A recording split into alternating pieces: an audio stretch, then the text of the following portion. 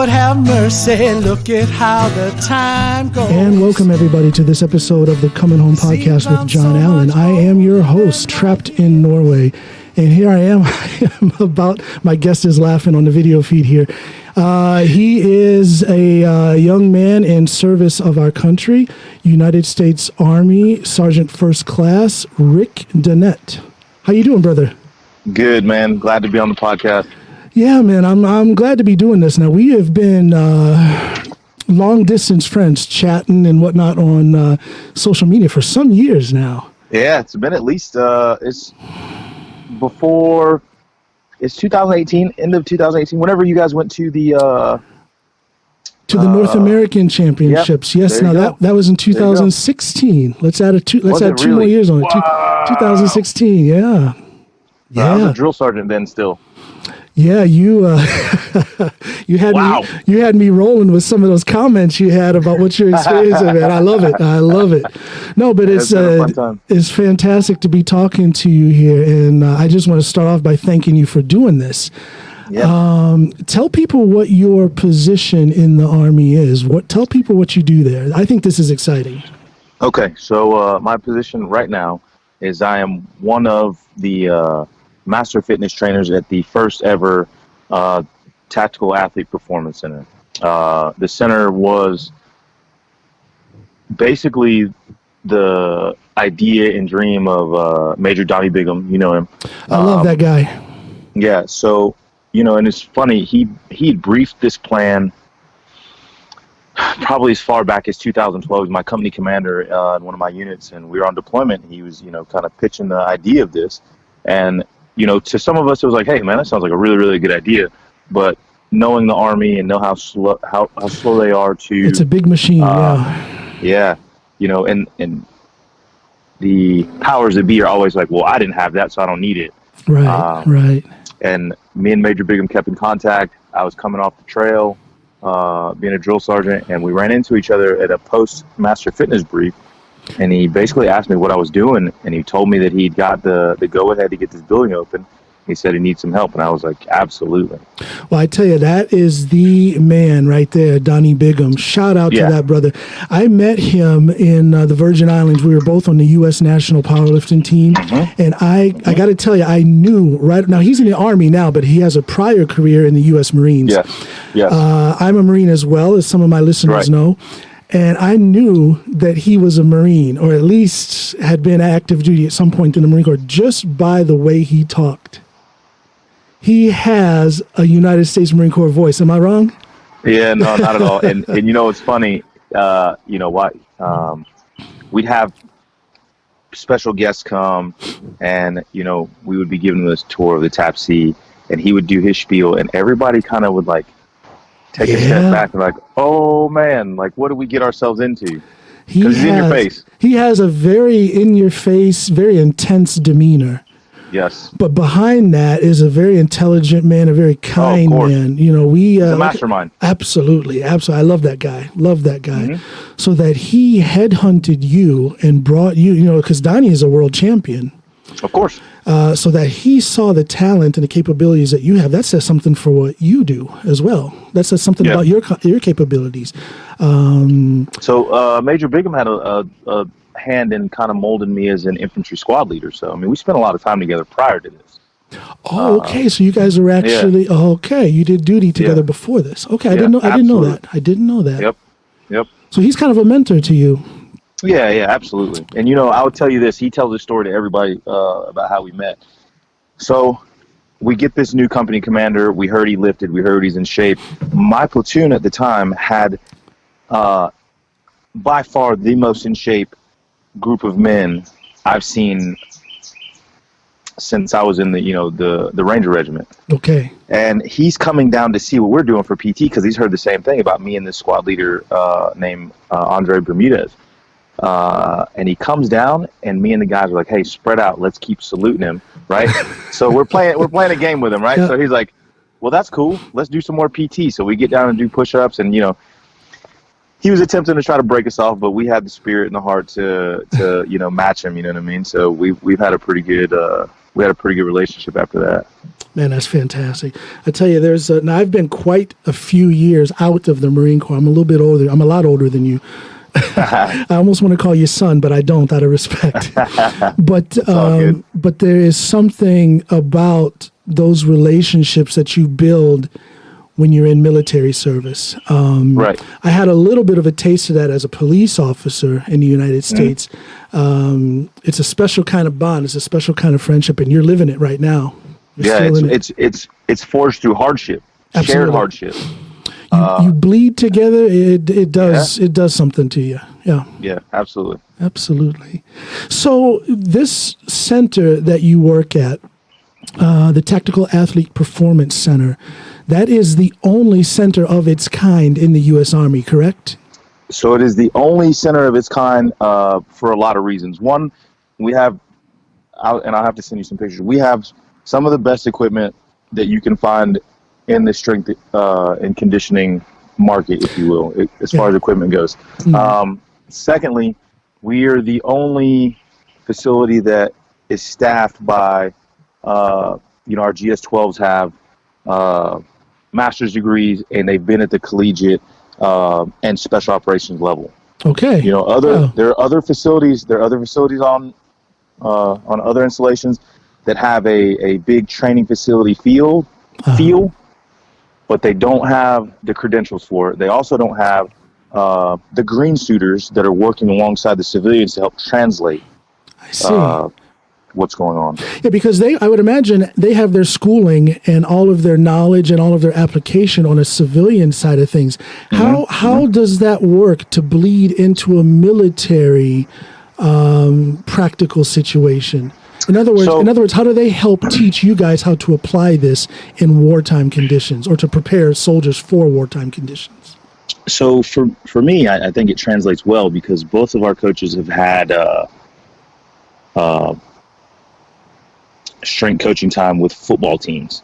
Okay. And for me, if we're talking tactical athlete, I need a person that can get up, get down really quick, move around with load, and be durable enough to take impact when it's there. Okay. Right, so what do football players train? They train a lot of the big three.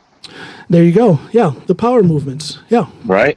I teach them to be explosive in those squat, bench, and deadlift movements. And those movements, I'm not in the military anymore, but in my practical life as a civilian, that stuff is very applicable. Absolutely. I tell this to everybody, the Army physical fitness test that is going away was push-ups, sit-ups, 2-mile run. And I told people all the time, I've never push-up, sit-up, a 2-mile run my way out of a firefight or up a mountain in Afghanistan.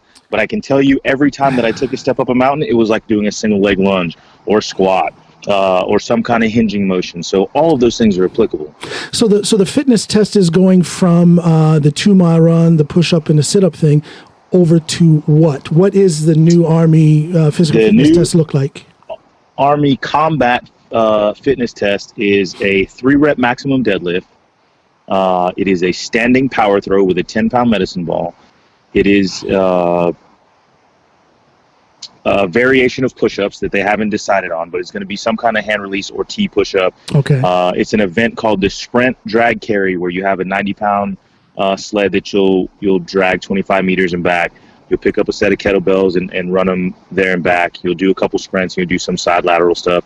Then you'll do the leg tuck, which is basically hanging from a bar, dead hang, slight flexion in the elbows, touching knees to your elbows, and then the 2-mile run. The Army couldn't let the 2-mile run go because the Marines still have a 3-mile run, so we got to keep up. Hoorah, hoorah.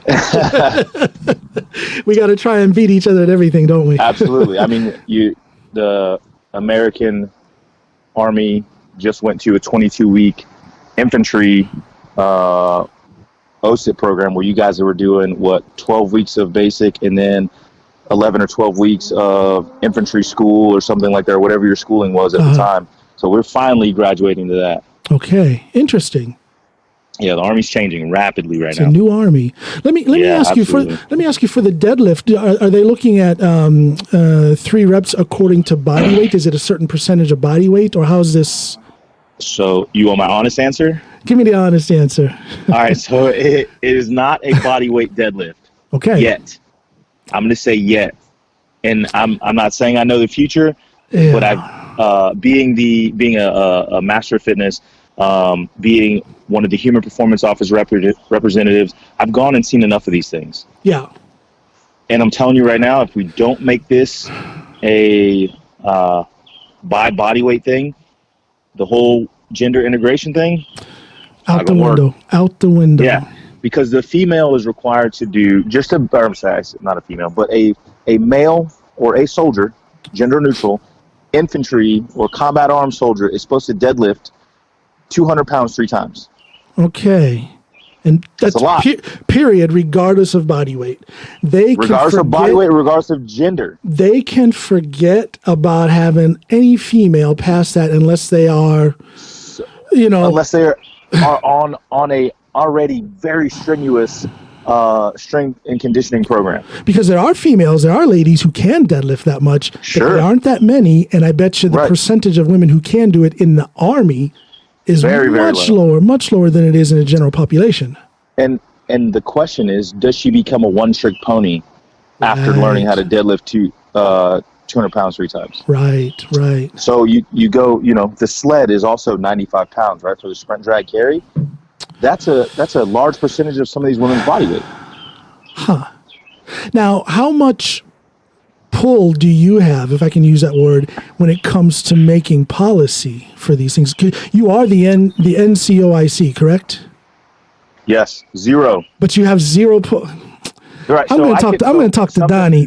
Major Bigham is not in my chain of command. I'm going to talk to him. You know what I'm so and we've been kind of fighting this fight together. So the very first time I ever took an ACFT to get ACFT level 3 certified, the maximum weight was 340 on a trap bar, and everybody's like, "You should warm up." I was like, "Oh, I got this." Right? Tell people what the ACFT is for those who don't know.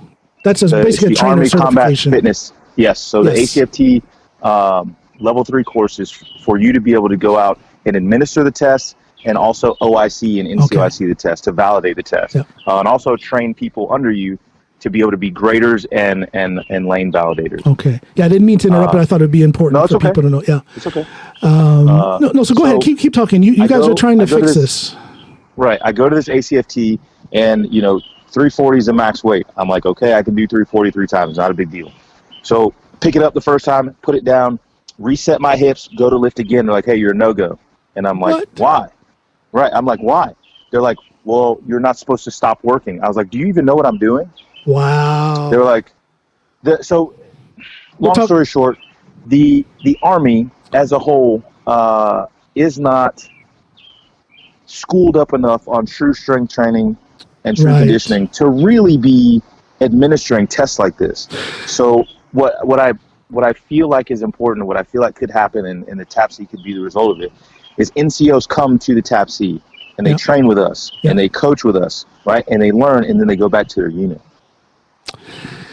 So even though, I see it's a very positive thing that the Army is kind of moving in a new direction as far as what they're requiring of their soldiers physically, but even though they're doing that, they still have a foot, maybe a foot and a half planted in that old school thought. And they're just saying, okay, very much so. Everybody has to deadlift 3 reps, but they're not thinking about things like body mechanics when it comes to body weight.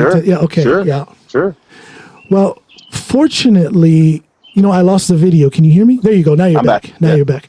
But fortunately, they have guys like you and Major Bigham who know powerlifting, who know these movements like deadlift that they're trying to incorporate. Do you think you guys will get through with your thoughts on how that should be? So I feel like we're making a dent because we're always having some high-ranking person come in. Like yesterday. Everybody's done lifting. Everybody's ready to go home. We're not really open because of the COVID thing, so we're shooting videos, instructional videos, and challenges to try to keep soldiers engaged and in shape. And as I'm packing up to get ready to leave, I get a call, and they're like, "Hey, I hope you're still at the TAPC. We've got a 4-star general coming to see this place. It wasn't a planned stop."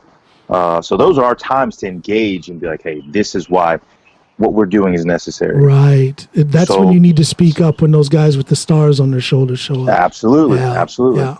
Absolutely. And the post commander and our post sergeant major really support what we're doing. But just like anything else, there's people that are really set in their ways and don't really understand the need for what we're doing. Now, your post commander and your post sergeant major, do they have a background in powerlifting or weightlifting? Do they understand what you guys are trying to do, or are they just trusting your trust? Okay. They not only do they understand, but they've come in and seen, and actually, our post sergeant major, I was, hey, what are you doing this morning, sergeant major? He's like, I'm going to do this workout. I was like, hey, why don't you try some of this, right? And he's been very willing to try some of the methodology, and he's fully bought in. So is our post commander. I see. Wow, man. Well, that's a hard fight to have to fight, because I can just imagine how difficult it is to make the Army as an organization think in a new way. That can't be easy. And that's nothing. That's not saying anything bad about the Army. It's just because it is such a big machine. It is such a large organization. Yeah, it has been a roller coaster ride. I'll be honest with you. This undertaking has been up there amongst like me being a drill sergeant as far as really. Yeah, when we first opened the facility, and even prior to when we were just working at the Human Performace Office, Major Bigham pulled me over to the Human Performace Office with a gentleman named Master Sergeant Ledbetter, and we were outlining and designing new PT programs for the infantry OSIC community, because they were moving into 22 weeks, and they would have time to lift weights, they would have time to do strength and conditioning stuff, and even then, it was hurtful to me when I was trying to teach the NCO Corps that, hey, like, lifting is the way. What hurt me is they're like, I don't want to do this. Wow. And I'm like, why? What? That's a good question. Why would they not want to? Well, because no grown man in the infantry that's got a combat infantryman's badge wants to be told he's not good at anything. Okay. So it's the ego. It's the pride. Ego. Yeah. Wow. When I have to tell guys, like, hey, you're an inefficient runner. I get it. You run 12-minute 2 miles, but you don't know how to run. When I have to tell guys that, they're like, yeah, whatever. Okay. Now, so you get a guy that tells you, yeah, whatever. Is that someone who is higher than you in rank, or is it guy, in other words, how much does your rank mean in the position that you have? Because you're kind of out of the swing of things.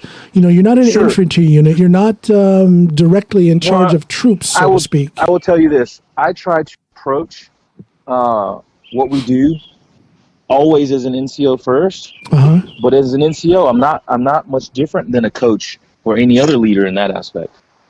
That's because that's basically what you're doing is coaching, Right. I have to find a way for you to buy into what I'm selling. Right. So if you say, yeah, whatever, I got to still reach you until you become unreachable, if that makes sense. That's right. I bet you never had a recruit when you were a drill sergeant tell you, yeah, whatever. That's a little bit different right there. Oh, I absolutely have, man. I have a special set of skills. I have a special set of skills to get them to do what I need them to do. Well, I bet you do. You do, man. Well, you have a wealth of experience. I would guess that a majority of your time in the Army has been in that coaching type of position. You're literally a coach now when it comes to the training that you're doing at the Performance Center. But isn't that a rather intense coaching job that you have as a drill sergeant as well? Absolutely. Same thing. And it's absolutely the same thing. And what people don't understand, and this goes to just basic leadership, from the books that I've read and the people that I've watched from the time I was, following my dad around his infantry companies to the time I walked in my own infantry company, like as a private. Leadership is absolutely getting people to buy into whatever you're selling. There you go. It's a salesman salesman it doesn't position. change. It absolutely is. Absolutely is. So it doesn't change. Yes, what I'm selling has changed, but the method doesn't change. No. So for me, as a coach at the TAPC, I can't go up to the guy that's a 600-pound deadlifter and tell him his deadlift form sucks. I have to tell him, hey, man, you're strong. I can make you better. I can give you longevity, right? That way I'm not completely, killing his I don't want to say ego, but I don't want to kill his ego. Ego will get in the way of him accepting that offer of offering him longevity. Who doesn't want to be as big and strong as they possibly can into their 40s, into their 50s, 60s, 70s, you know? So we'll go back to our training versus exercise, right? Yep. No one is looking at the long game. They're looking at right now. Yeah, exactly. A person who is training looks at their here and now. A person who is, a person who is working out is looking at the here and now. A person who trains is looking for longevity. I train. I do not work out. I can't remember the last time I worked out. I train. Mm-hmm. So you're out there leading by example. I've seen some of your training videos, some of the instructional things that you've put up. Where do you get, because the trainer always has to be trained. In other words, you always have to be building your knowledge. Where is your fountain of information coming from? To be a master, you have to follow a master. Absolutely. Right? So I'm taking 1,000% advantage of the people that Major Bigham hired. He hired 2 really, really good coaches. One was a strength coach at MARSOC, right? Yeah. Pretty big deal. Uh-huh. And his counterpart was one of the strength coaches at Old Dominion, and really kind of the reason why Old Dominion has a strength training program and a football team. Okay. So, and that guy's got 20 years in the game. So yes. Listen, I write down what I think I want to do, and they look at it, and they're like, hey, this makes all the sense or this makes no sense. So I'm getting a free education from guys that have 30 years experience in strength conditioning. There's people who will pay a few $1,000 a year for that kind of education. Man, I'm getting it for free, and that's my beef with what's going on with the Army right now. When guys come in the TAPC, they're like, I don't want to do this. I was like, do you know what this would cost anywhere else? We're begging you to take it from us. I have a couple of clients as we speak who irritate me just like that. It's like, do you know the value of what you're getting? All you have to do is listen to me. Just listen to me and do this, and you will get the benefits.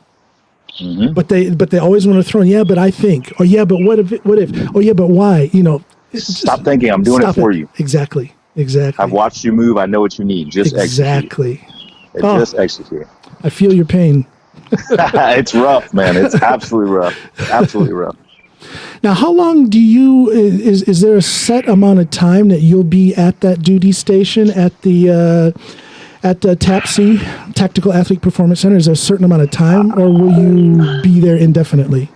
If the Army says I need to move, I got to move. Yeah. But maybe we have some top coverage because this is such an important deal to the post commander and post sergeant major. So they don't want to.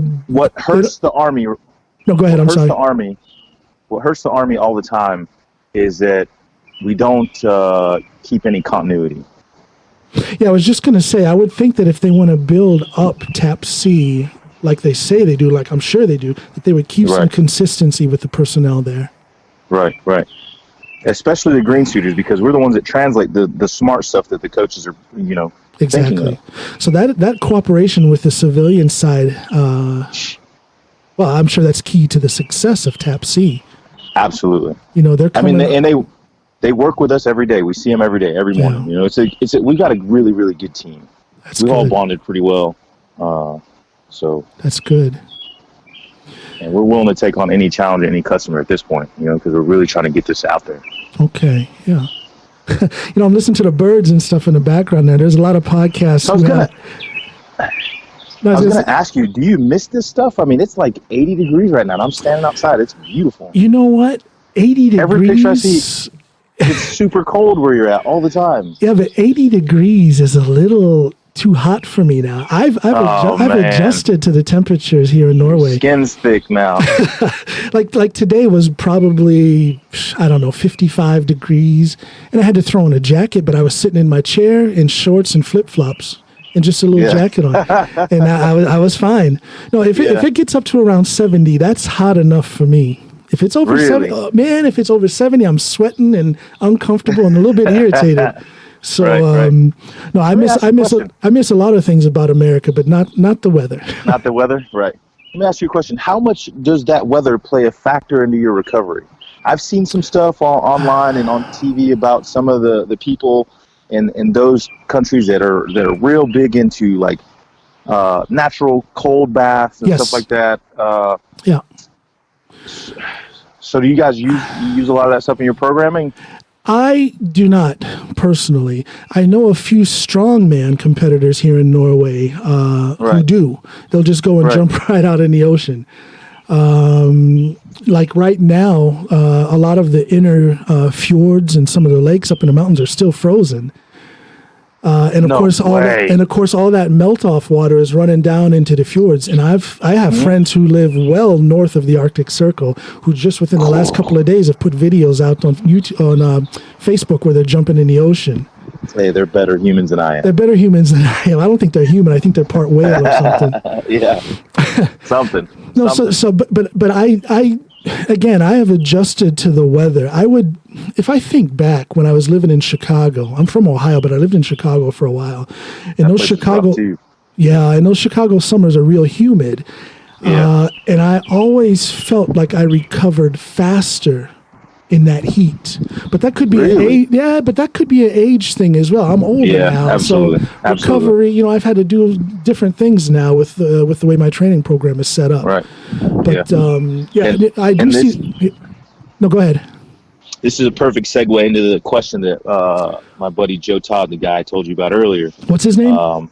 Joe Todd. Joe Todd, how you doing? If you look on Instagram, Not Your Average Joe is his name, and it'll say coach on there. He asked, what are your training splits like, and how do you recover as a master lifter? I told him about, your squat and then that deadlift picture, and he's like, I want to know what he does to recover, because you are how old now, sir? I'm 50. 50, right? I'll be 51 in May. Oh, I'll be 36 in May. Look at that. Just a baby. Just a baby. With all respect. So yeah, Joe had that question. What do your training splits look like? And I would assume he means like, how do you keep the miles off? How do I keep the miles off? Well, first of all, and I don't want people to get into this thing where they think I'm trying to bash certain types of powerlifters. But for me personally, I have always trained drug-free, always. Sure.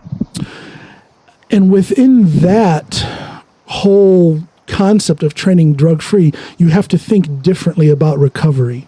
In other words, you have to give yourself a little bit more time to recover. So even in my younger days, even when I was a kick-ass, rock-hard bodybuilder, I wasn't doing this thing where I was training 7 days a week, sometimes 10 times. I just wasn't doing it. I couldn't do it as a natural lifter. So what I'm doing these days, now, first of all, let me preface that by saying I am still under recovery from my last shoulder surgery. We can talk about that later. But I do have a very basic powerlifting and physical therapy routine now. But for me, a basic powerlifting routine and what I'm doing now is 3 days a week. Right. Sunday, Tuesday, and Thursday. Okay. 2 of those days, on Sunday and Thursday, I'm doing squat or squat variations. Okay. And at the moment, on Sunday is a heavy day, safety squats. Okay. Thursday is a lighter day on safety squats, usually pause squats with about 75% of whatever I lifted on Sunday. On Tuesday is the day I focus most on deadlift. Okay. And that's it. That is very basic. Now, 3 days a week, a lot of people are going to think right away, man, that's not enough. How can you grow on that? Well, you grow on that because you have time to grow, because you have so many days recovered. off. And on those 3 days, I'm not BSing. I'm lifting. I am lifting heavy and intense. One thing that I do that a lot of powerlifters don't do is, as heavy as my squat and deadlift is, normally, again, things are a little bit more moderate now because of the shoulder surgery. But when I lift as heavy as I do, and I pack all of that movement into just 3 days a week, just imagine how intense that is. The central nervous system has to react. The body's endocrine system is going nuts. Exactly. And I don't have a desire to train more than that because I have done the work. So both physically and mentally, I have to rest because I put so much into that. But having said that, as much weight as I lift, it is compressed in a very short time frame. You have this idea that powerlifters will do a squat set and then they're going to wait 10 minutes before they do the next set. That's not me. 2 minutes, rarely longer than 2 minute breaks, no matter how heavy I'm lifting on Sunday. You're I won't say inadvertently, but you're keeping your capacity way high because you're not really you're not technically fully recovered. Exactly. That idea, that concept of letting your heart rate fall back to normal so that you can perform higher strength-wise before the next set, I understand that. But I also see another side of it where when you push yourself, when you cut that rest time down, just think, in other words, I'm training so that I'm prepared for a competition. Now, if I squat, if I do a set of safety bar squats, a set of 3 with 285 kilos, and I'm only waiting 2 minutes, and then I'm doing my next set of 3, and then I'm only waiting 2 minutes, I'm doing my third set of 3. I know that I am ready to do 3 singles at a powerlifting meet where I might have 15, 20 minutes in between. Do you see what I'm saying? Right. So I am preparing, I am making my training much harder than what I'm ever going to see at a meet.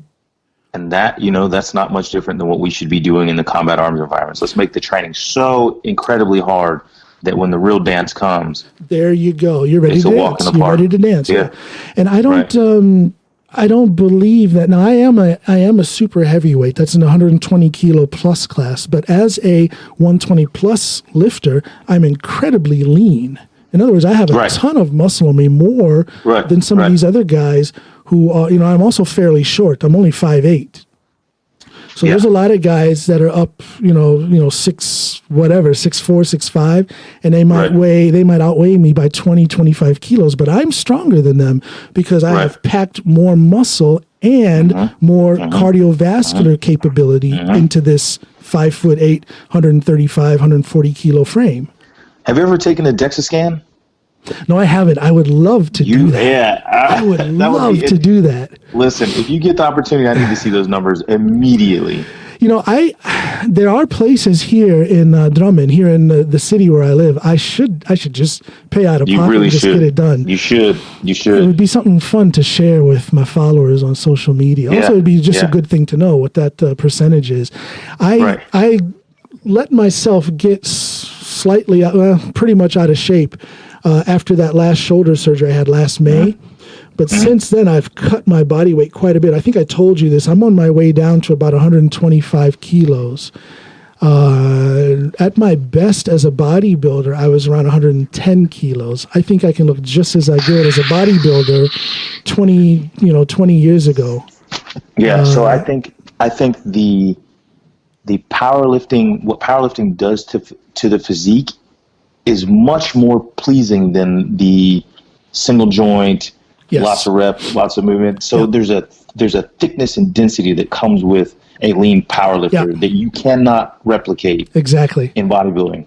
And when you're a powerlifter, it's just a matter of dieting and cutting down some body weight, and then you can go play as a bodybuilder if you want. When you're a powerlifter, you can do that. And guys are doing it. Absolutely, they're doing it.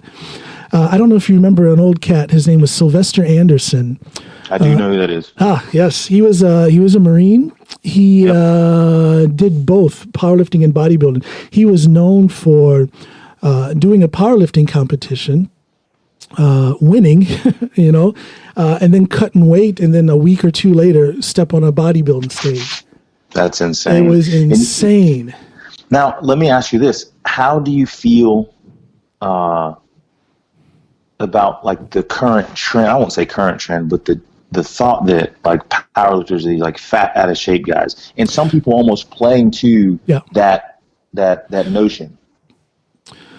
Well, kind of getting back to what we were talking about my training routine and my recovery, how I time my training with my recovery and whatnot. I think I'm a walking testament to the fact that you don't have to be this fat, hard breathing, super heavyweight powerlifter. I challenge anybody. I don't care how much I challenge anybody to get beside me on an elliptical machine. I'll probably run them into the ground, and that's as a super heavyweight powerlifter. And so, what's hard to get people to understand is that I don't have to do a bunch of aerobics and running to keep my capacity up. If the squat and the deadlift is intense enough. Again, when you're squatting, up around 300 kilos for such a 3 or 4 or more, some guys are doing even more, and you're cutting your break time down like I do to 2 minutes. That's a cardio workout right there. Sure. As a power lifter, really as anyone, why do you want to pound your joints into the ground running on them stupid treadmill? Submaximal movements. Thank you. Go to the big 3. Where is your squat, bench, and deadlift? How is squat, bench, and deadlift? Sorry. How is that? How are you working that into your conditioning? Right. That's really all you need. Squat, bench, and deadlift, and a few supplemental exercises, and you're good to go. Yep. And you know what? Because we've had women come to the TAPC, we've heard it all. Like, I don't want to look like a man. I heard deadlifts make you look like a man. I was like, I don't think so. I'll ask anybody to go in on,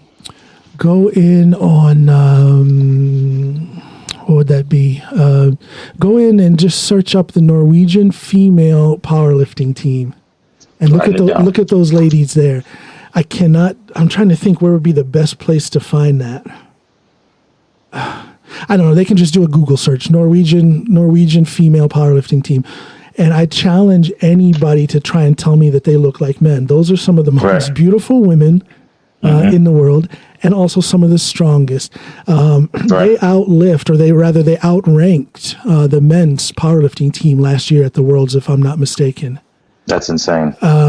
Also at the was it at the Norwegian Championships? It was at the Norwegian Championships. There were, I can't remember the percentage, but there was a higher percentage of female lifters than male lifters there. So powerlifting among females, it's coming to the forefront. It is in the forefront here. I mean, these Norwegian women are the ones that are getting it done, and they're beautiful. They look like fit women. You're not going to look like a man. If you look like a man from powerlifting and you're a female, well, you look like a man. You look like a man before you started powerlifting. Then. Right. Sorry, ladies, but that's the truth. That's the truth. It is what it is. It is what it is. We're going to just say it like it is. Yep. Yeah, so I hope I answered that question about how I recover and whatnot. I give myself time to recover, but if you're being a chump during your training and you're only training 3 days a week, you're not going to get anything out of it. You've got to push it. You've got to put some drops of sweat on the floor if you're only training 3 days a week. I'll tell you this. I'm at 3 days a week right now with the training that I've been posting. Yeah. And I've never, ever felt like this before. Like I'm searching for my Tuesdays and Thursdays and Saturdays. Like I need them. I need them. Yeah. And it's no kind of a mental challenge. It's not like I feel like I have to get back in and train. No, I don't want to. No. I need that rest. Let me say one other thing about recovery. I have a new tool in my arsenal. I bought a yoga swing. Have you ever seen those things? Nope. Yeah, you can just look up yoga swing on Google. It's this thing you can attach it to the roof. It has like a padded seat that you can sit in and a couple of handles that get up there. And you can twist it around your hips and whatnot so that you can flip backwards and hang upside down. Decompress. Decompression is so, especially with the squat that I have. Absolutely. If you're someone who is doing any kind of a weight on a squat or a deadlift, you need to decompress. The best way to do it is a yoga swing. So I wish I had a sponsor that was selling yoga swings. We'll find you one. Well, thank you. Do that. I'm trying to get paid. But if you're listening to this, I strongly recommend buying a yoga swing. Maybe that's something you could look into at the center there. Yeah. It'll do wonders, even for people who aren't lifting heavy. Just, you might get a grunt who's coming in from the field who's been, on the, and those guys suffer from, discompression all the time. You got body armor on, you got a rucksack on, you're running, you're jumping, you're just walking. It's normal wear and tear. Well, I recommend that you go in on YouTube and just search yoga swing, and you'll see it. Now, most of what you're going to see is like, these super fit ladies, wearing a bathing suit and whatnot. But that's nice to look at, but yeah. that is for anyone who does any kind of powerlifting, CrossFit, weightlifting, and you need that decompression. So I would imagine I would imagine that your soldiers would have some good use out of that. Yeah, well, check it out. I'm going to check one out and bring it to the facility and see if we can't get some extra dollars. Yeah. And then it's not an expensive piece of gear. Not at all. Okay. Not at all. Yeah, so that's my recovery. I 3 days a week, I give myself time to recovery, and I use that yoga swing. Okay. So tell me about how you've been training around the shoulder. You've been using the safety squat bar to save you from. And what was the injury again? Well, I have, as you know, most people their acromion grows pretty much straight out. Right. But on my shoulders, and especially on my left, it's in a C formation, growing down. Okay. So you can imagine from birth, all of my shoulder movement has just been consistently grinding away on my rotator cuff, on my supraspinatus and infraspinatus. Is that what it's called in English? Yes. Yeah. Okay. Yeah. I mean, you got a little accent on it, but that's fine. Thinking in Norway. I've been here for 20 years, man. It's great to be talking to an American, by the way. I just want to say that. No, but so all of that grinding on those tendons and ligaments, and in the end, things just started snapping. Right. So I've had my supraspinatus redone twice. I've had my you had a surgery right when we met, if I'm not mistaken. Yes, my first surgery was in December of 2016, if I remember correctly. I remember that. Yeah. That was my first surgery, and I'm thinking, no big deal. This is nothing. I'll be fine. But I wasn't fine. I've had now 8 surgeries and counting. No kidding, man. So, but I'm a hard charger. I can go back to my life as an active duty U.S. Marine. That right there put that drive, that focus, that tunnel vision towards working towards my goal. Now, I started powerlifting not just for the fun of it. I started powerlifting to test myself, to see what I could do. And when I saw that I could do things in powerlifting, I said, okay, I want to do not only the best I can, but I want to do the best in the world. Right. For my age group and weight class. That's my goal. Right. And I'm glad you said that, because I had a moment today. Yeah. So I'm doing this training, right? And the training block we're in right now, it's ISO holds, right? Yep. And you know what it's like being under a heavy squat at the bottom, holding your brace. It feels like you're down there for an eternity. So what we're doing with our training, I'm doing front squats. So I'm making it even that much harder on myself. I get to the bottom, I'm braced really hard, I can feel everything working, my knees are fired out, and your partner is counting 5, 4, 3, 2, 1, and you know what it's like with a heavy enough front squat. You kind of get that. You feel like you're going to cave forward, right? And you can feel the spinal erectors working. You can they're feel on the fire. Working. Yeah. And I racked the bar and went to do my accessory stuff, and I was like, man, this is the first time, like even the training block prior to this, like this is the first time in a while you've done something hard. Okay. So you just find a new limit. Right. You know what I mean? You're raising your limit. Because I could have made every excuse in the world not to go do the next set, because isometric holds suck. They do. But after I was done, I'm a little sore or whatever. I'm walking to my car and I was like, how many people don't do something hard every day? That's a good question. And it doesn't have to be weights. No. There's a mental side to it. How many people challenge themselves mentally? Right. On a daily basis. It's so important to the human animal. Absolutely. That you do that. Absolutely. I was talking about this on my previous podcast episode. Challenge doesn't necessarily mean problem. Challenge means that a door has been opened. It is an opportunity for growth. Right. Absolutely. Absolutely. And that process is not easy. It's not comfortable. No. But the results, I'll take the results. Thank you very much. All day, every day. All day, every day. So to make a long story short, I've had 8 shoulder operations, but within all of that BS, all of that foolishness with all of these operations, I'm still holding on to my goal. Okay, I will never have a big bench again. That's just not going to happen. Right. At my last meet, when I set the Norwegian squat record, I had the biggest squat, of course, but then I also had the meet's smallest bench. I only benched 20 kilos.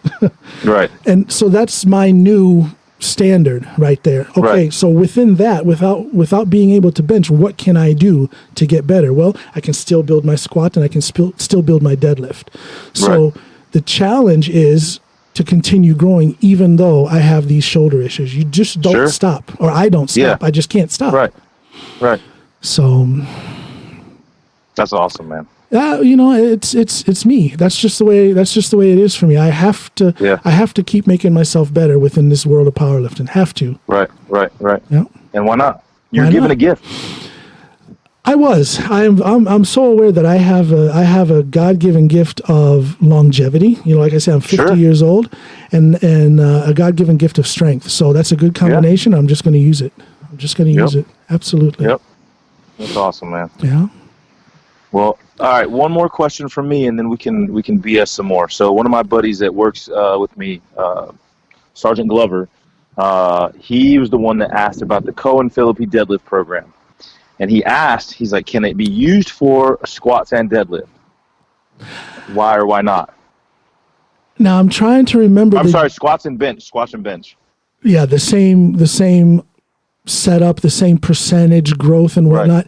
Right. I am trying to remember the details of that program. I have used that program early in my powerlifting career. Like, I think I did it twice, once in the 2015 year and once in the 2016 year. And since then, I've gone on to other things. My shoulder doesn't tolerate that kind of intensity on deadlift anymore. Makes sense. It's just too much of a drag on my shoulder with the heavier weights. Right. I want to say, and without talking to Ed directly about that, I would say that program was made just for deadlift. There's a certain amount of intensity, there's a certain amount of frequency that fits only for that lift. For that deadlift, I think it's very rare that a power lifter from an intermediate level and up can just take the same percentage progression on all three lifts. There's going to be a difference, and a lot of that has to do with the individual's strength in those individual lifts. You might you might be a great deadlifter, but you kind of stink at bench, or whatever, So my answer to that is I don't know for sure, but I don't think that would work for most lifters. If you're less than a intermediate level power lifter, you could probably do it because you're not going to be talking about you're not getting as much stimulus, exactly, and not enough load. Yeah. But having said that, you can't transfer that progression over to bench or squats. But having said that, that is a fantastic deadlift program. Like I said, I ran that program a couple of times myself and saw significant gains in my deadlift. Really? Absolutely. Don't ask me any numbers. I can't remember what that was. I would have to go back and look at my old training logs, but it is a deadlift program that works. Absolutely. No kidding. Shout out to Ed Cohen. I love that guy. It's been too long since I've hung out with him. I hang out, this might sound funny, but I hang out with his wife more than I hang out with him. His lady is a Norwegian lady, and she is, she's been friends with my wife. She's the one that introduced me to my wife way back in the day when we were living in Chicago. So when Ed's wife, she comes very often here to Norway, and she's here sometimes 6-7 months out of the year. And, and we hang out together. If you see me tagging Tiny Little Coach on a hashtag, I've seen that. That's her. I've seen that. That's her. Okay. She's not my coach, so to speak. I do all my own programming, but when she's here, we do train together, and she is my number one motivator when I train. No kidding. Absolutely.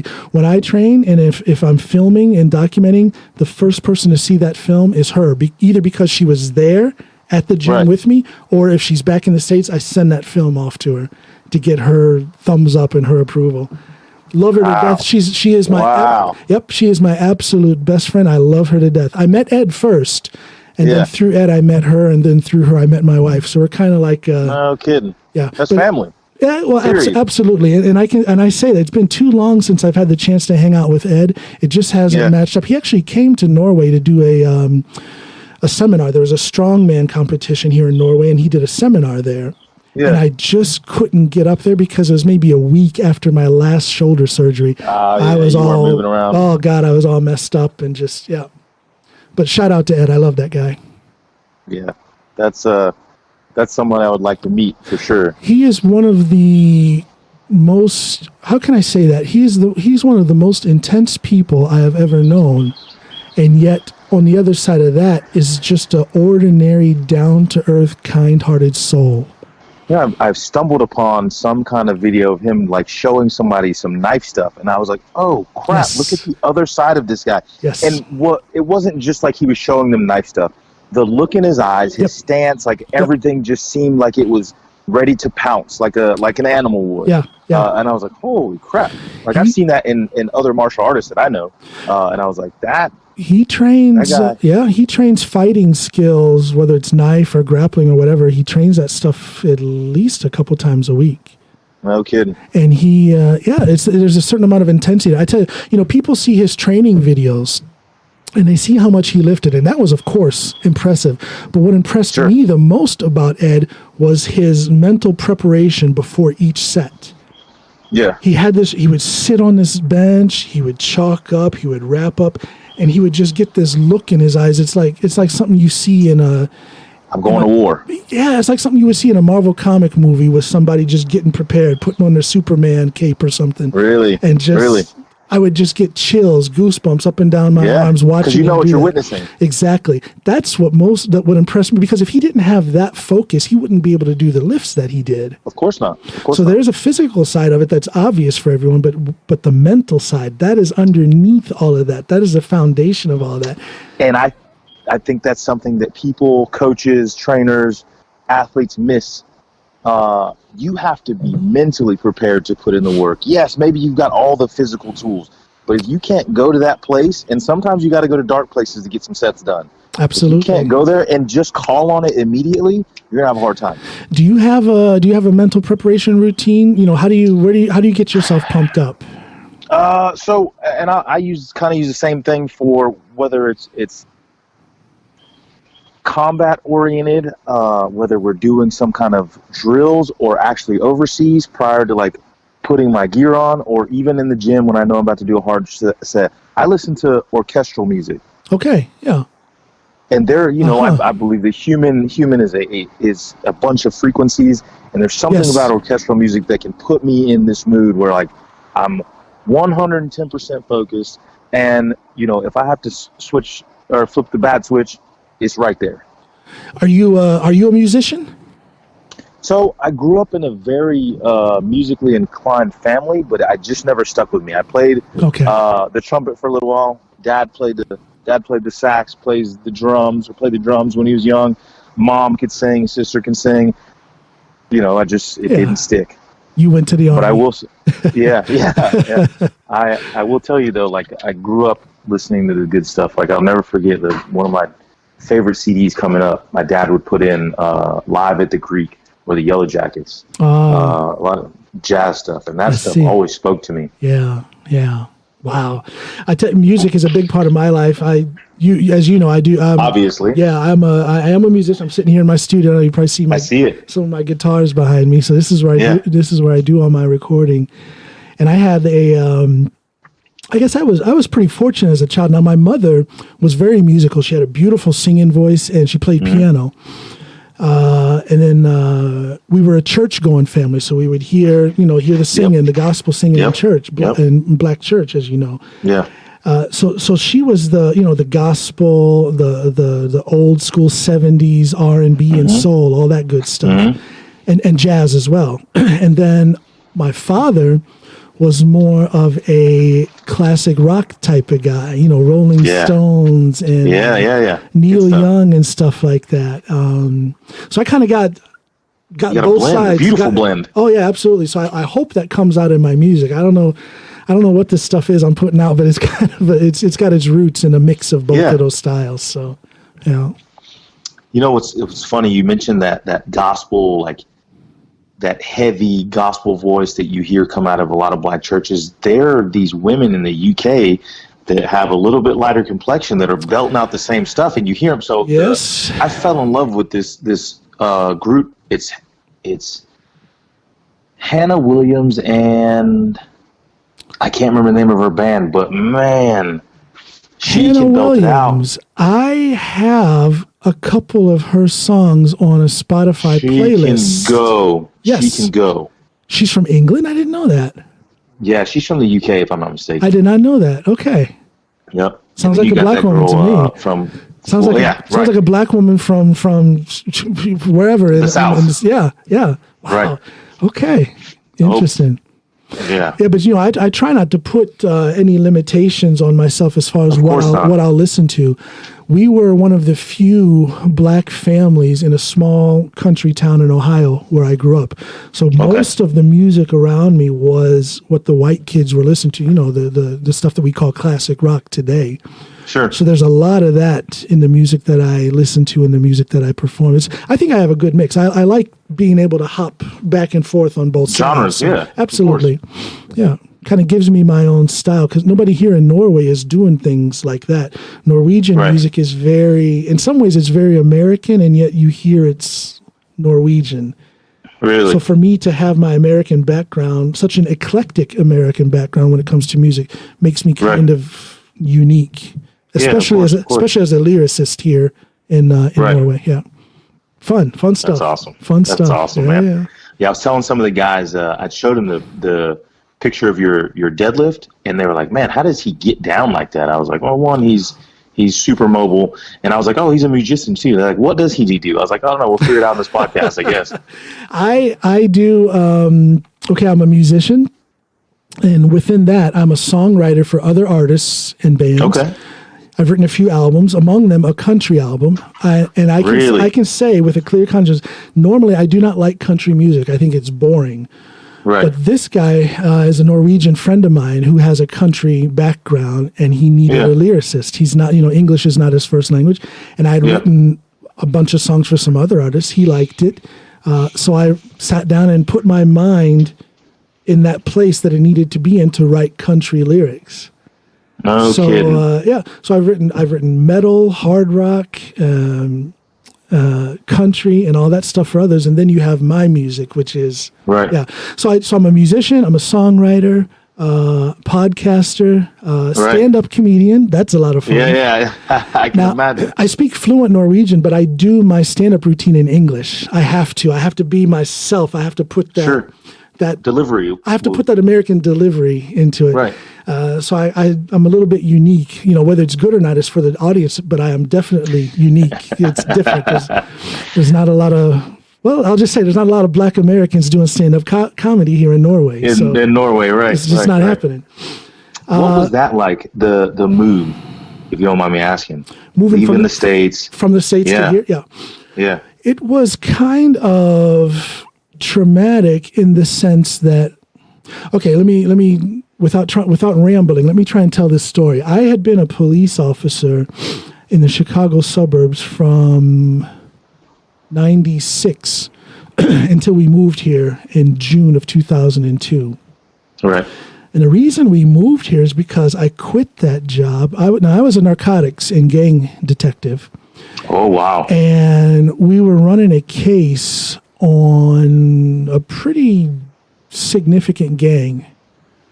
They were involved in, what gangs are involved in. Sure. Unfortunately, they found out where me and my wife lived and paid us a visit one night. It's like 11:30 at night, and our neighbor calls me up on the telephone. We had just gone to bed, my wife and I. My neighbor calls me up and says, John, I just saw two people jump over the fence and come into your backyard. So I told her, call 911, and I go over and get onto my police radio and call it in. Right. That there's two intruders on our property. Long story short, after that, the day after that, about 15, 20 guys showed up at my wife's job. She worked as a personal trainer at a gym in the next town over. 15, 20 guys show up there to threaten her. So I said, nope, enough's enough. I took her, and I'm really cutting this story short because, of course, some things happen. When 15, 20 guys show up at a cop's wife's job, things happen. But I'm just going to jump over that right now. So I took my wife, drove her up to Minnesota to some friends of ours up in Minnesota. I went back to work to take care of things. And it, long story short, and it just turned out that the best thing to do was to just send my wife back home to Norway. Back home, yeah. So I sent her back, and things progressed, and it turned out that the best thing to do was for me to quit that job, give up our house, and move with my wife to Norway, and that's what I did. Wow, man. Yeah, I mean, I'm getting emotional now just thinking of it. Because, Yeah. And I'm not a person who goes and digs through my past, and I don't think shoulda, woulda, coulda. I try not to do that. There's no sense in that. Sure. But there is something there that I miss. There is something unfulfilled there because I had a great job, I had a great career, I was a good officer. But because, you have to think family first. That's what I did. Absolutely. And I cannot say that I regret making that move, but that's why we came to Norway. Long story short. Yeah. Wow. And that's got to be tough for someone like you that has the drive you have to stop something. It was it was very tough, but I tell you, to pat myself on the back, I did not stay depressed for long. We came here in June of 2002, and we came here in June. We took a long vacation up at our farm way up north. Hey, those pictures that you posted that place are beautiful, man. Thank you, man. That my heart and soul is up there. I can tell. Oh, my great-great-grandchildren will walk that earth up there. That will always be in the family, and truly blessed to have that place. But we went up there to kind of calm myself and just kind of get our head straight. And then we came back to where we had our permanent residence here down south. And that was in the end of July. And then by the end of August, I had a job. No kidding. I got a job at a local high school. Not speaking the language. Not speaking an ounce of Norwegian. I could only speak English. But what they did was they wanted to start a project that would, like an after-school project that would get kids out of the danger zone, kids that were like in trouble with, whatever, to activate kids with some sort of after-school activity. So I ran that project for the county here, and worked. 50% of my job was that project, and then 50% was as a music teacher / social worker at that school. All the hats. So I had basically 3 jobs rolled into one. And in that process, I told the kids, I said, look, I don't know Norwegian. Right. Can you guys help me? That was my foot in the door socially with those kids and whatnot. And we had a lot of, and I tell you, it's a beautiful thing. This was back in 2002. I see these kids, as I say, these grown-ups now with their own families, their own children. Some of them had some real struggles to go through as kids, and it's just beautiful to see that they made it. Come out the other side. So through their help, they basically taught me how to speak Norwegian, but it went real quick. It was maybe 2.5, 3 months, and I could converse easily in Norwegian. I picked up the language pretty quick, but I was focused. I was focused. I wanted to be successful here. Yeah. So from doing that teaching job to doing, I had my own business because after a while we moved up north from down south to up north, and we actually lived up there. And up there I ran my own business. I was doing social work where I hired myself out to family and child services. Oh, really? I hired myself out as a caseworker there. Yeah. And afterwards I owned 3 gyms. I started 3 gyms from the ground up and ran those up there until 2014. I sold everything. And we moved down south in 2014, and here I've been here since 2014, just doing. So you've literally done everything. I have literally. Also, in 2014. Now the plan was after selling those gyms, I was going to just chill out, take like a year off, and do nothing. But I saw they were hiring in the Norwegian Immigration Service, and I'm like, police work. There it is. I'm back. Police work. I'm back. So I ran through the application process there and got that job, which is where I worked all the way up until 2017. Okay. But I had to take a leave of absence and walk away from that because of my shoulder. Now, that's an operative job, out in the street and picking up people and whatnot. And I just can't do it when my shoulder is so bad. I can't work that job, so I've been gone from it. So I'm just doing the music and the podcast and the stand-up and healing. And healing. and getting stronger in the process. Yeah. So that's my life. That goal that you shared with me, what's your timeline looking like? Okay, yeah, I shared a goal with you, a powerlifting goal that I have. Hold on, I got to drink something here. Yep. No edits on this podcast. People hear me drinking. Drinking tea. Thank you. Part of recovery. Yeah. I shared a goal with you. I want to squat 365 kilos. I have the Norwegian raw squat record. Do the math, Americans. Yeah, do the math. Let's see. I can do it right here. I have my phone. Let's see. So they know right away how much that is. Let's see. There we go. Unit converter. Weight from kilos to pounds.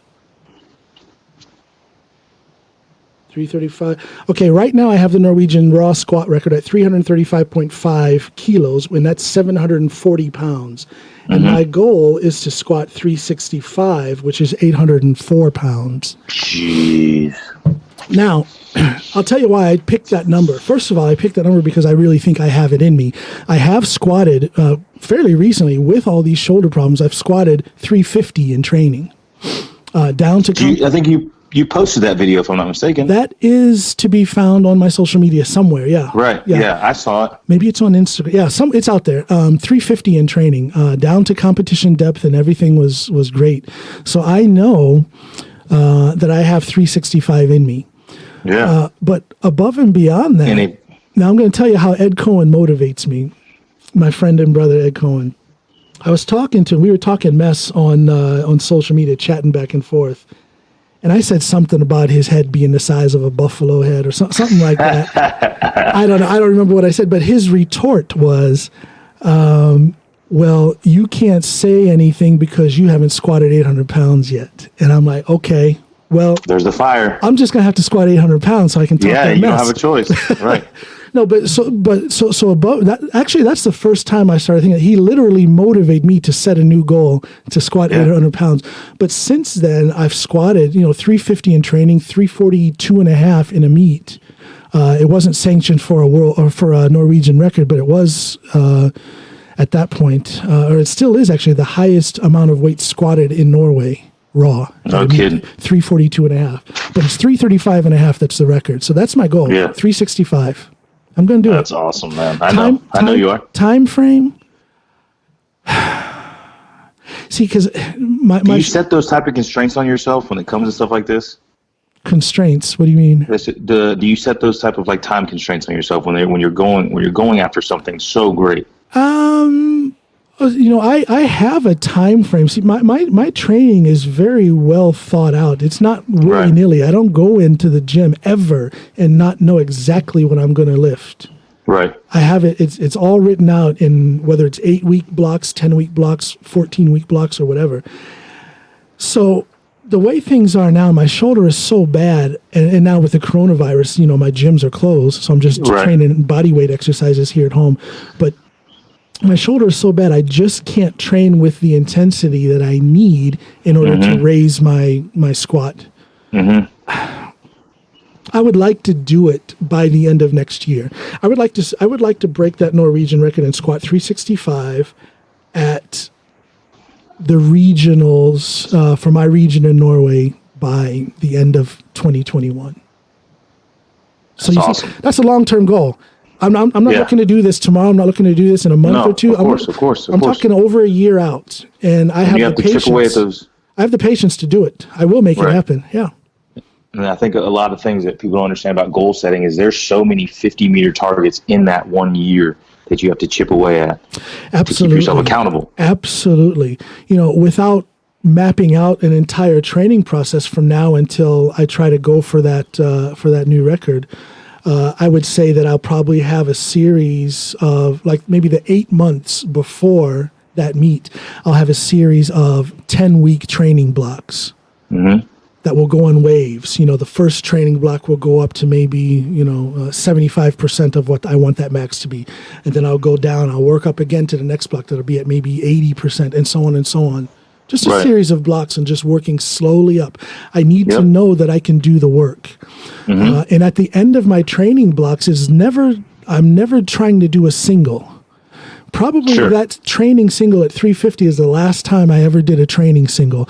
I'm looking to do triples at the end of each Right. training block, because Right. if I can do a certain amount of weight for a triple, I know I can do You know it. easily for Once. an opener. Right. And then I know I can add maybe 5% to that and easily Sure. do a second lift. The only Right. uncertain lift in a meet should be the third lift. The third one. That's right. the one where you don't really know, but you know what you're going to try for. But the Right. first two lifts should be in the box. Right. Absolutely. You can't get greedy. awesome, man. Can't get greedy. No. Ed told me that. Don't get greedy. And I think that, again, we talk training versus exercising.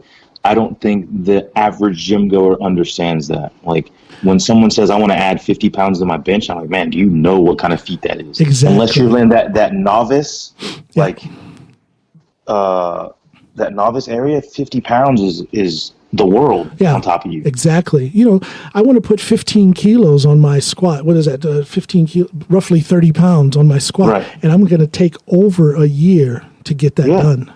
Yeah. So it's the long game. It's longevity. And Again, what's it's going to not be the right now. Exactly. And what's going to be cool is if I do that by the end of 2021, I'll be 52 years old.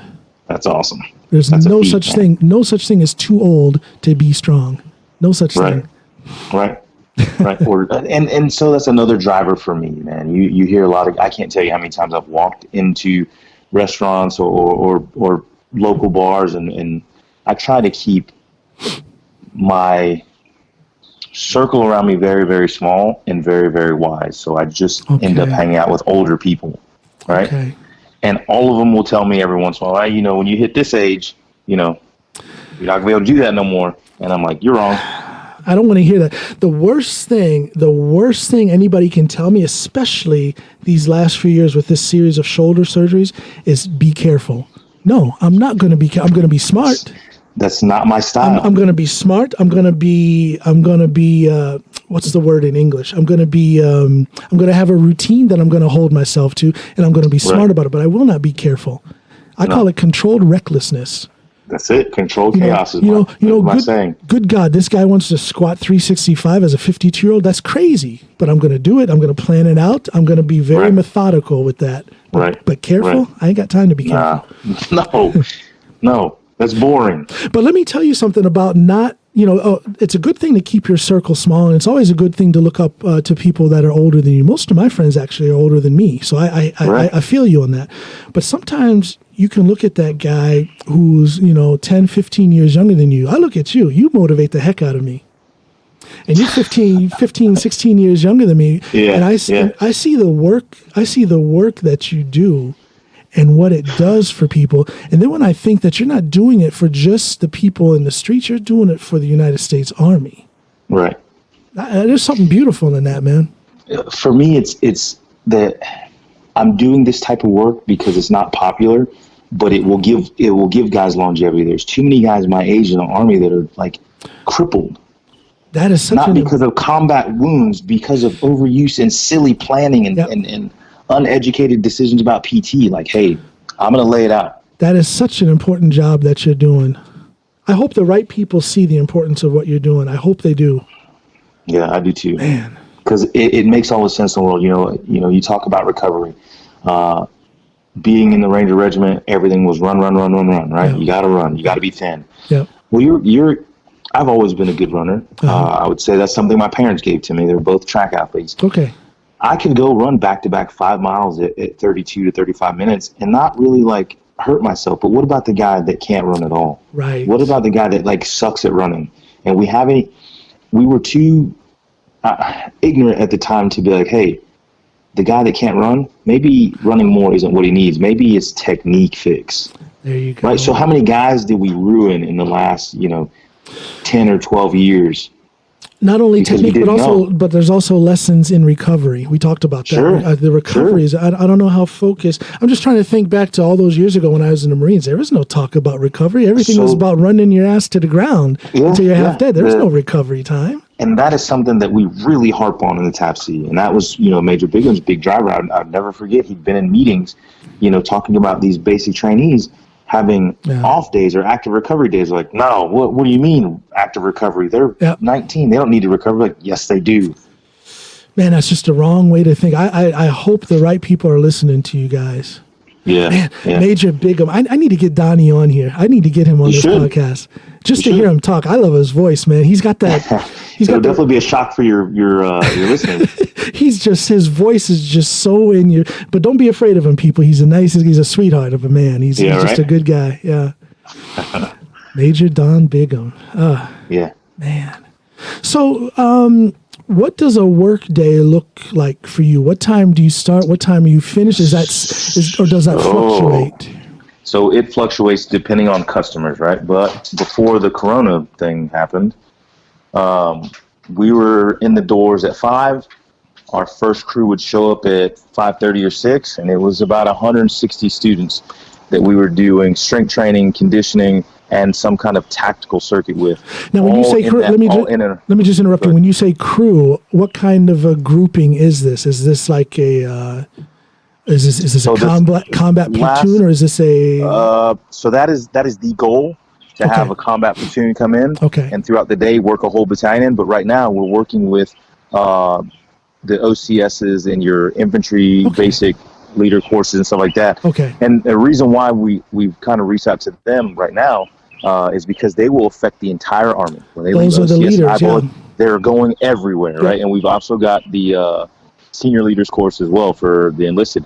They're going to affect the entire Army. So if we teach them the proper principles, not only does this make them better leaders and trainers, it's going to help them on this ACFT, because it's not going to be completely foreign and slapped in the face when this thing does finally get approved and set in stone. Smart, very smart. So your day is not a 9 to 5 thing. It's going to depend on the size of the group that comes in. It's going to depend on Yep. And everybody that sees the task, they're like, "Oh, this is the best job ever. I bet this is awesome." I was like, "Yeah, it's cool until you think about all the admin work that has. It's a lot of work, I would imagine. You've got to document what you do. You have to document the results. Yeah. Right. That's document paperwork. Results. Move stuff around in the gym, and unfortunately, we're a little understaffed, just like everything else in the Army. But the whole Army's understaffed, and we're borrowing people and training them up, and having them work at the TAPC, then they go back to their unit. So they're an enabler for the unit, but we're doing a lot of this with minimal manpower. So you're getting circuits and stuff ready for the next 160 that come in. Like, we're busting our butt from the time we jump in there to the time we jump out, and then trying to get our own training done. So it's not all fun and games. This is a real serious job. So I wanted to take a picture. I wanted to take a picture yesterday. We literally pulled every weight out of the rack, every bar out of the rack, every band off the rack. We've got 40 racks in that building. It's stuff everywhere. Wow. And we went and dusted and wiped down every piece of equipment in there. And I'm like, this is what they don't see.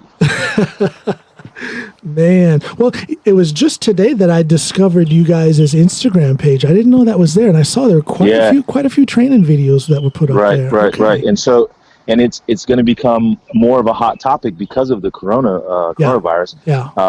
A few weeks back, the Sergeant Major of the post came in and was like, "Hey guys, this Corona thing is going to get worse before it gets better. I need something from y'all, like maybe some instructional video." And he left, right? So it was on us to come up with something. So we're going to do functional movement patterns, the hows and the whys, and how you can train them at home if you don't have gym equipment. And then we're going to do some kind of physical challenge, because our headquarters, our brigade headquarters Sergeant Major Ken was like, "Hey, I need you guys to do a challenge, put it on Instagram, put it on YouTube, wherever. Let's keep these soldiers active." So you're going to see a lot more, and this might be our way ahead, because we really don't know how long, this quarantine stuff is going to last. Right. How do they find you on Instagram? What is you guys' tag on Instagram? It's MCOE and then TAPC. Okay. So TAPC on Instagram. TAP and the letter C. Yes, sir. Okay. Got it. And we have the link to the YouTube page on there as well. So if you don't have an IG account, or you don't spend a lot of time on Instagram, it's on YouTube. It off YouTube as well. Okay. We thought about opening up a Facebook page. It was a conversation me and the boys were having today. So that might be in the works too. And if it does happen, I'll it's just another platform. Yeah. Right. Why not? So what's free time look like for you? Do you? For me? Yeah, it's not all work. You see it. You get Free caught time up, for me? Get caught up by black guys in Norway to do podcast episodes? No, the training. For me, man, it's my free time, honestly, in the last couple of years has been nothing but like trying to educate myself on the world of strength and conditioning. Okay. Just doing the research and looking because it changes overnight. If you sleep too long, you've missed something. That's true. And I've immersed myself in this to try to gain more relevance, right? Not only that, like I want to make my training better. So sure. So why not? Leading by example. That's it. I can't get anybody to buy in if I don't look the part. That's true. I don't speak the language. I don't know how things are there, but man, it is not uncommon to see a personal trainer at a gym over here, at a commercial gym over here, and you just wonder, do they have a living eating donuts, or are they making a living being a personal trainer? So it's not. Good it's Lord. Not. Talk about not looking the part. It's not uncommon. You see that a lot here, but it's because they've made the credentialing so easy, right? And I don't know how I feel about the credentialing if you don't have any experience. Like, yes, you can tell me all the things that are in the book, but how do you apply it? Right. Experience is the best teacher. Well, people should be allowed to make a living any way they can, but I see some personal trainers who go, there's this thing where they take a trip to Bali for like 30 days and they come back with a personal trainer certificate. And it's like, what? Well, how did you do that? Well, they paid for it, and that's basically all they did. I can't see that they learned what needed to. I am a almost 51-year-old man. I've been lifting weights. I started, in connection with American football, and I have to say American football because over here they call soccer football. Yeah. So these poor people. Something wrong with them. So I've been lifting weights for 40 years. Right. And it's just recently, maybe 3 years ago, that I first started taking in one-to-one clients to teach them how to train. Now, if it took me that long to feel confident enough to start helping people train, how can this 21-year-old pay whatever they pay and then be gone on a tropical island for 30 days and come back with a certificate? I have a friend that I've been helping with training, and she was telling me what she was paying this guy in the UK they call them PTs over there. Yeah. She's paying $300 a week to see this guy. And she's talking about the squat. And I was like, well, has he addressed the mechanics of your foot when you're doing your squat? Yeah. What joint moves first? Are you moving your hips first and then letting the knees bend? She's like, what are you talking about? I was there you fire go. Him now. There fire you him go. Now. Yeah. There are so many so-called trainers out there that don't have a clue about those kind of things. Right. Man. And those are literally the things that make you fall apart when you're doing a squat. Yeah. But that squat, I tell you, it's hard to deconstruct a squat and teach someone how to do it.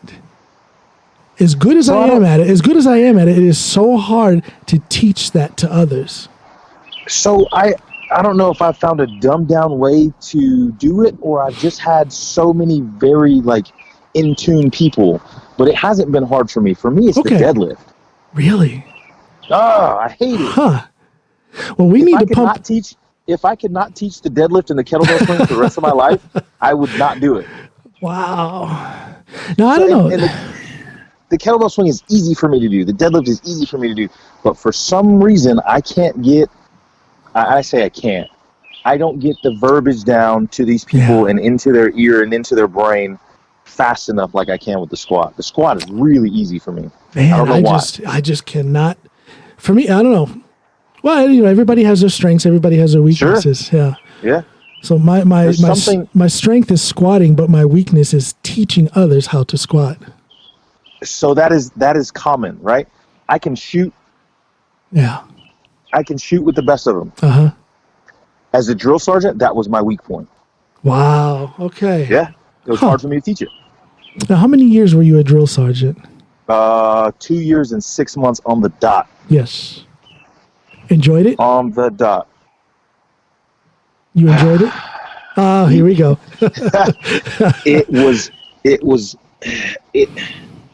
Drill Sergeant did a couple things to me. It made me not really like the NCO Corps. It also didn't make me like what our society was producing. It made me fearful of what our society is going to become. But all in the same right, it was the most gratifying thing I've ever done in my life. And as much as I hated the hours and hated some of these kids and hated some of my peers, if they asked me to do it again right now, I'd go pull my hat out of my attic and go do this shit again. Wow, man, that's beautiful. That's beautiful. That is the coach in you. You want to be in a position where you can try to pull others up and help them to enrich them. That's what that is. People don't realize. And I could tell you the drill sergeant hours, I'm like, man, that's exhausting. When you put yourself into these kids, it's exhausting on a different level. Sure, because absolutely. When you give a damn about people, like it's that much more taxing. But I will tell you this: if a soldier knows you give a fuck about him, excuse my language, they will walk through hell in gasoline underwear. Amen. That is true. And they will do something wrong. And I wasn't the fire and brimstone drill sergeant unless I had to be. And if I was that drill sergeant, like everybody in the company knew, was like, oh shit, you're gonna piss Donnette off. Like drills were going home early. Other platoons privates were running away and going upstairs and hiding. Like when I took my hat off and they saw my hairline on fire, like it was go time. But I built such a respect relationship with these kids that these guys, if they knew I was disappointed, the world was over for them. It hurt them. Man, yeah. And it hurt me too, because like I give you all my time. There was other drill sergeants that were home with their families by 3:00 in the afternoon, and we're still hanging out till a little later trying to get guys squared away. But yeah, that job, best job I ever had. Hands down. I can imagine. Now, unfortunately, I was in love, not with my wife, but with another woman, and that caused me to not re-enlist that hurts. In the Marines. But I was in a position where I could have done pretty much anything I wanted to, whether it was Marine embassy duty or recruiting or drill instructor. And had I stayed in, I think I would have been a drill instructor. So for you guys, that is such a prestigious job. Exactly. Yep. So I didn't know this for a lot of years until I talked to some Marine drill sergeants. But the first sergeants and commanders of the drill sergeant or of the companies, like they have to be the top-rated guys. Yeah. To be in those positions. The Army's not the same. Oh, really? So your drill sergeants are quote unquote the top 10%. Yes. But the command team that is in charge of them is not required to be that, which is totally in the Army ass backwards to me. Yeah, it's ass backwards to me, because if this is the first sight of a soldier to these civilians that are coming to be soldiers, it needs to be the most pristine, top to bottom. Absolutely. Again, back to the whole thing about leading by example. You can't have a shitbag first sergeant and then expect everyone under him to be good to go. Yeah. Wow, interesting. There was some leadership, drills included, that were a little overweight, that couldn't do certain tasks, and we covered for not me specifically, but other drills would cover for them. But privates, I'll tell you this: these new soldiers are not stupid. No, they see if you got a chump as a first sergeant, or a chump, as the NCO up there, and they're going to see that. Absolutely. Oh yeah. That kind of surprises me, because I'm just going back to my years as a Marine, and again, that's a long time ago. I can't picture a single unsat NCO at Paris Island. Those guys were tough as nails. Not one of them was a slob. Not one. The world has changed. Wow, man. What is that? What's going on, man? Even in the NCO Corps, what's the reason for that? I don't know. They're promoting guys fast. Retention's really, really bad. Yeah, because that's what I was thinking. Is it a retention issue? You know, we've been at war. We've been at war for 18 years. Two decades almost, and that I would imagine. You know, I don't know. I'm totally removed from that environment, but I would imagine that recruiting is an issue these days. Oh yeah. Okay, so maybe they're just promoting the shitbags and hoping for the best. Hopefully he crawls out of that bag and becomes a gym. But yeah, it's rough. And and again, you see these kids come in, and man, I'm telling you, like, they can't wash their own clothes. They don't know how to brush their teeth, and I'm like, what? So they don't even have the home training.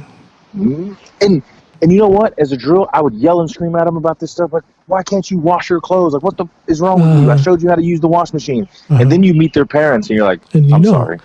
I'm sorry. Well, doing the social work and being a teacher and a project lead over here, I saw that as well. And sometimes, and I shouldn't say too much because this is a small town here, and who knows who's listening. Right. But sometimes I would meet these parents, and I'd be like, "Oh, now I get it." I get it. I get it. Yeah. So that would be a hard job for me because I don't care who the kid is, what his color is, what his ethnicity is, or what he believes in. Like, if I see a child that needs help, I'm helping. Well, you'd be It would be really hard for me to do that job because I care about children. No, but I think it would be easy for you to do that job. Well, how do I put it? You know, it puts a weight on your heart. You know, I've done my share of social work, like I said, and teaching and whatnot. And sometimes, okay, I understand. Like I've got some cop buddies from back home in Houston that have done like they've gone to scenes and responded to stuff. Yeah, and they've told me about it, and I'm like, you're a better man than I am. Because one of y'all would have had to arrest me. It demands a certain level of self-control because, as a police officer, you're going to see some stuff that is going to challenge your character. It's going to challenge your ability to control your emotions. Absolutely. And I know exactly who I am, and I'm not afraid to admit it. So that's where the line draws for me. Like, seeing kids... how do you hurt something that's so helpless? Now, I got to tell you, as I was an officer for 7 years in the Chicago suburbs, and you see a lot of kids suffering because of the bullshit that their parents put off on their kids, and that's hard to take. You know, there's a law, there's a book with laws in it that says you have to react a certain way, and that's hard to follow sometimes when you see those kids suffering. I got my own book if it comes to stuff like that. I'm sorry, it is what it is. I know my weaknesses, so you know that's just something. As much as I would rather be out teaching kids how to hunt squirrels and like cook them, you know, and teach them how to fish. I don't want to do. Now you're a Southern man, aren't you? You're from Texas, aren't you? I'm from Texas. Yeah. Yes, sir. Okay, so you kind of grew up in the rural. So I grew up in the burbs, but all of my friends had land, so I was always doing something. And now, where we're at now, my dad's got some land. He's got cattle out there. We're always shooting. Like, so yeah, I had a good upbringing. I will not lie, man. There's some rough spots, but who doesn't have rough spots? That's what builds who you are. No, I had some issues within my family, but in general, I had a very good... I'll put it to you this way. My mother and her sister and a couple other aunts and my grandmother, they were... here's the lovely Snoopy trying to walk past and go to bed. She has to walk past the studio now. She's shy. Yeah. Go ahead. Just walk past. Go ahead. Hey, Snoopy. Hi. Oh, the hair. She's not going to look at you. Well, there she goes into the other room. That's Snoopy. What was I saying? Growing up in a rural environment, man, you can't beat that. That's no. I think a kid learning the land, and be able to roam free without all the BS of the city or the suburbs. Man, there's nothing more awesome than that. Oh man, we would be gone. The sun would come up and we would disappear and be gone until it wasn't even the street light thing because there weren't no street lights. There weren't street lights. Yeah, we would just come home, a little bit after dark and be totally safe. There's nothing to worry about. We're just out in the country, out in Yep. I think so I can relate this back to the drill sergeant stuff. These kids were so timid and almost risk adverse. It's because society has made parents almost have to be that way. That's true. That's true. It's there's a development in the society. Well, I don't know. I'll contend with that. I don't think that the parents have to be so protective. Yes, no, you're right. Yes, there are dangers out there, but I wish parents could. You have to work, and it's a hard process, but you have to work at putting knowledge into your child's mind, knowledge of what is out there that they can meet when it comes to challenges and danger. Sure. And there's a lot of freaks out there who are going to try and do things to kids. But half of the battle is making that child aware of what's. Of course, a 2-3-year-old can't help themselves; they don't know what's going to happen. But a kid gets to a certain age; they've got to have a certain amount of worldliness about them, and that should come from the parents. So that's something I will say. My father raised me and my sister, for the most part, for the years for me that were the most important, I think. And he, even when my parents were together before they divorced, he never hid anything from me as far as what the world was and what my skin complexion would bring me. So when I talk to other individuals my age, I feel like I'm a little more seasoned than them just because my dad didn't hide it from me. Right. And I think that's super important. You can't be overbearing about telling your kid what's out there, but don't hide it. Exactly. You got to find that middle ground. You've got to prepare them for what they're about to see. I believe, just like Marine Corps boot camp, in essence, is actually, I shouldn't say this because I don't know what it's like now, but in my day, it was, in essence, a preparation for if you were to be captured. Yeah. Okay, so it's preparing you for the worst scenario, not to scare you. It was very realistic as they can make it. I believe in doing that same process with my children. I am preparing them for the realities of life. Yep. Our daughter is 14, our son is 12, and they've been hearing certain things that I've been talking about since they could barely talk. I'm sure. With the background or with the thought being that I'm preparing them for the realities of life. I think one big problem is that parents are afraid to prepare their children for the realities of life. You can't be. The worst thing is you're not doing a service. You're doing them a disservice. An unadaptable adult. Yep. The worst thing. Well, I think everybody should just go to boot camp. We had that 2-year civil service. Let's go. Let's do it. Let's bring it back. Hey, man. Man. The countries that do it, they are really patriotic and they don't mess around about stuff going on in their country. So I just know that my time in boot camp, my time in the Marines in general, but especially in boot camp, that was my eye opener. That's when I realized who I was, what I was able to do, what I wasn't able to do.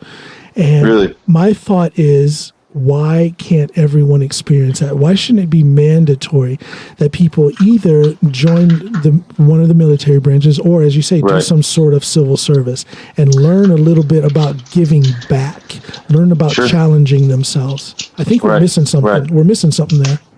Yeah. So I agree, but almost disagree because I think that if we let everybody go to boot camp, it takes away from the special part about volunteering. Doggone it, I felt smart. Now you just tore my argument down. No, but I hear you. But I hear you. You do have a good point there. You do have a good point. There is something to be said about the eliteness of the military. Yeah, you're right. We can't let every Tom, Dick, and Harry come in, I guess. No, they got to go be Boy Scouts or something. I take it back. There's a reason why you were a drill sergeant. You got that wisdom right there. I take it back. There's something special about you saying, I went to Marine Corps boot camp. Oh, I'm so proud of it. A lot of people here in Norway kind of like roll their eyes like, oh, but they don't get it, and that's fine. They don't have to. They don't. I got it. You don't get it. That is the foundation of my character. I shouldn't say it's the foundation, but the foundation of my character is how I was raised. My mother, my aunts, and my grandmother. They just added to the Yeah, it was the eye opener. Like I said, it's where I found out who I really was, what I was able to do, not able to do. It set me on the path of being goal oriented. So sounds like you had good drill instructors. Oh gosh, some of the best. And it's funny. Those are people you'll never forget. Oh, I'll never forget them. I can play it back like a film in my head on a day by day basis. What we went through and what they taught us. Right. Yeah. Wow. That's awesome, man. That is awesome. Did you have any more questions that you guys wanted to ask me before we wind things up? This was less of a podcast and more of like two people like broing out and talking. But that is the format for my podcast. I tell That's awesome, they ask me, what's your format? I tell them there is no format. I invite people on that I like. Mm-hmm. Or if I don't know them that well, I at least think they're interesting and I think that they have something to add to society. So that's why I asked you. Like I said, I've been an admirer since we first started chatting back in 2016. I appreciate that, man. Absolutely, man. And all respect for everything you do. And you fit the format. Likewise. Like I said, people that I like, people that I think are interesting. Yeah. Man, it's I don't know. I think I'm on to something here. I do too. But I just want to thank you. Tell us how they find you or find the Tactical Athlete Performance Center on Instagram. So on Instagram, it's MCOE. MCOE. And then, and TAPC, TAPC. TAPC. And it'll pop up. It'll be a black circle with 2 cross rifles in it. And it'll say MCOE in the symbol. I should know that. I tagged you guys on a couple of posts. I saw that. I showed the boys, and they were like, yo, that's cool. Yeah. Well, you give those guys a shout out from me. I love what you guys are doing. I feel like I'm part of a new brotherhood. You absolutely are. One of these days, I'm going to get back. Now, my people are up in Ohio, but it's not that far. It's not that far to get to Georgia. If I were to show up there, would I have a training spot? You got a place to stay. You have a place to stay, and you have a training spot. Let's go. Beautiful, man. And if you ever get out to Norway, I can't see why you would, but if you came to... But why not? I shouldn't say that. There's 5 million people in Norway. That's 5 million people that are pissed off at me as much mess as I talk about Norway. Actually, I love it here. I just enjoy making fun of them. But if you ever get out this way, you've got a place here, Rick. Absolutely. Heck yeah, man. Absolutely. I appreciate that, brother. I want to do this again. So this isn't the last time we're going to be on this episode, on an episode of my podcast. I'm game. This is we're definitely gonna have a lot to talk about. It's gonna be fun to see how the world unwinds as this COVID thing keeps creeping around. Let me ask you real quick before we end this. How have you been affected personally? I know there's been some changes at your job. Yeah. But you personally, how are you good? Is your family healthy? Yeah, everybody's good. I'm pretty sure I had this already. Yeah. So December rolls around. I come home from the TAPC. Man, I don't feel good. I'm running a crazy fever. I'm coughing all over the place. But it wasn't like your typical cold symptoms. Right. And it went on for like 6 days. Uh-huh. There was nights of 100-degree plus fevers, the cold sweats, but the cough was just so intense. Yeah, you probably had it. It jacked up my throat. And I was, coughing up blood and stuff like that. Wow. And it probably took me a month and a half, if not a little longer, to get my lungs back. Okay. It felt like I had stuff in there all the time. You probably had it, yeah. You probably had it. As far as being affected by it, the powers that be said we need to quarantine and stop life, but I'm so worried about like what we're doing to the economy. Yes, I feel like there's some positives in this quarantine. You're seeing more people out and about. There's families doing stuff in the neighborhoods. That's super cool. But the economy is my big worry. I'm not letting it really stop what I'm doing. Granted, we had food saved up, planted a garden, and all that cool stuff. Bought a little more guns just in case. But it hasn't stopped my daily grind. Like I'm gonna go to the store if I need something for my house. Have to laugh. It is what it is. I just have to laugh. That's a Texan in you talking about the guns. Hey, listen, I'd rather have and not need them, man. No, I hear you. I likewise. I think there's a totally different set of laws here in Norway, but I am of the mindset that there's nothing wrong with a responsible person being armed. I miss it personally. I'm sure. So, no, it's we haven't really noticed anything from it. The kids have a great school system, so they're getting all of their schooling online. So nothing has really happened as far as their education. They kind of get cabin fever, but we send them out. We send them out up on the mountainside, up in the woods for a walk every day, so they get their physical activity. Yeah, that's good. My wife is a psychiatric nurse, so she's doing her thing, and I'm sitting here making music and doing podcasts. So we're just kind of. That's cool. Yeah, we're not really feeling anything, but God bless all those people that are struggling. I know there's some people struggling. It's gonna get ugly before it gets better. You know. American companies aren't furloughing mortgages and stuff like that. Like the $1,200 that people got, like great, but what does that cover? Yeah. Well, listen, Rick Donnette, Sergeant First Class. He's over there in the United States at Fort Benning. He is the NCOIC, that is the non-commissioned officer in charge, for those of you who are of a non-military persuasion, at the Tactical Athlete Performance Center. Sergeant Rick, I love you, man. This has been a lot of fun. This was good. This is a lot of fun. Thank you so much for being on this episode. I'll talk to you in just a few minutes. Yeah. Yep. Okay. See you. Later, brother. Bye. All right, everybody. That is the end of this episode. What a fantastic guy. I think it's very interesting. This is a military man doing something that you may not think is a traditional military task. He's working at getting those Army dogs in shape, in a different kind of shape. It's not like the old days where they were just, humping. That's a Marine term. That sounds a little funny. Carrying a backpack and, running around in the mud and stuff. There's more to it. It's a more thinking man's army these days. So it was a very interesting episode. Very interesting to talk to Sergeant Rick Donnette, Sergeant First Class Rick Donnette. So thank you all for being with me on this episode of the Coming Home podcast with John Allen. Bye, everybody. I'm coming home. I'm coming home. Yes, I am. Yes, I'm coming home. I'm coming home. Yes, I am, my Lord. Oh, my Lord. Lord, I'm coming home.